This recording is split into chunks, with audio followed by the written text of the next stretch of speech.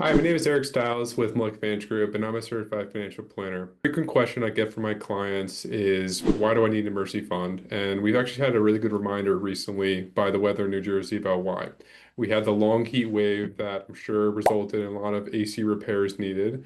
And then we had the torrential rain that happened just earlier this week, where if you're like me and live in Monmouth County, you saw a major retailer's roof cave in.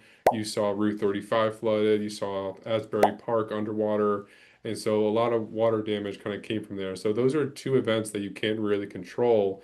And if you don't have a sufficient emergency fund ready, it's going to force you either to spend up on your credit cards or sell your investments at maybe an inopportune time. And so the whole purpose of an emergency fund is for the unknown. It's for the unplanned. Life happens, whether it be losing a job or weather or health or lawsuits, stuff happens.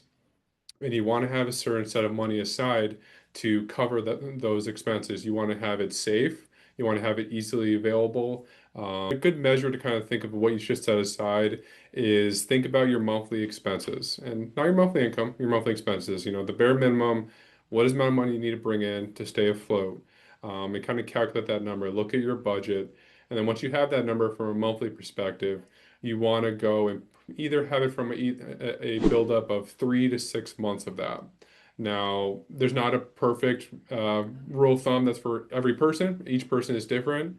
Some people are more conservative. A 6 month merge fund may be better.